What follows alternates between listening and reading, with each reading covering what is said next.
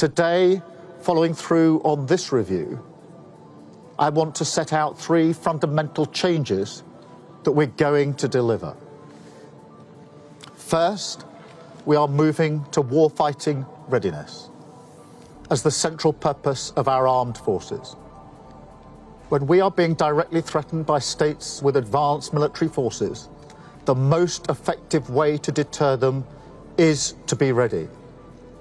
And frankly, to show them that we're ready, to deliver peace through strength. Now, Britain has the finest servicemen and women in the world.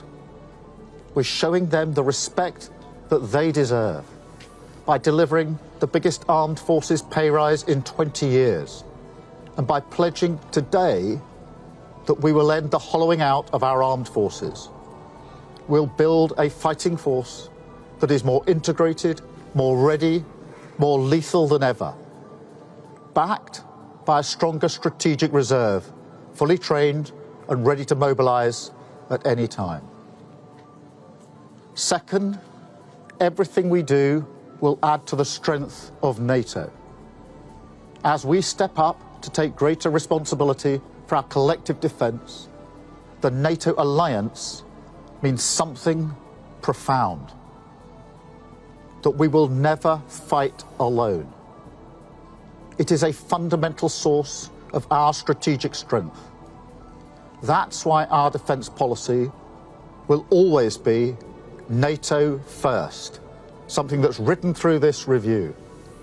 The transformation we are driving in our defence must add up to Britain's biggest contribution to NATO since its creation, so that when we're building new capabilities at home, we are making our allies safer too, strengthening Europe and strengthening our bridge to the US as Britain's first partner in defence. Third, we will innovate and accelerate innovation at a wartime pace, so we can meet the threats of today and of tomorrow as the fastest innovator in NATO. Now, this doesn't mean replacing people or hardware. Quite the opposite. It means learning the lessons of Ukraine, which I've discussed many times with President Zelensky, to ensure that every capability we have works seamlessly together. Drones, destroyers, AI, aircraft, each different branch of our armed services fully integrated to create an army which is 10 times more lethal by 2035. And in delivering all of this, we are more ambitious than ever for the change it can bring. To deliver not just security for our country, but renewal too. After the Cold War, many nations cut defence spending, freeing up public funds, creating what was called a peace dividend, which people felt in their public services and in the quality of their lives.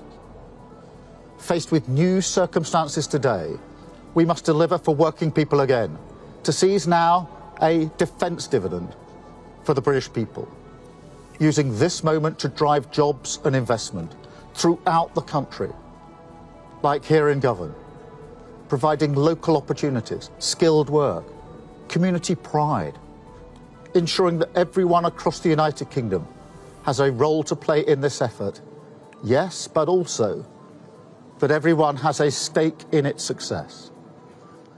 And I want to spell this out very simply.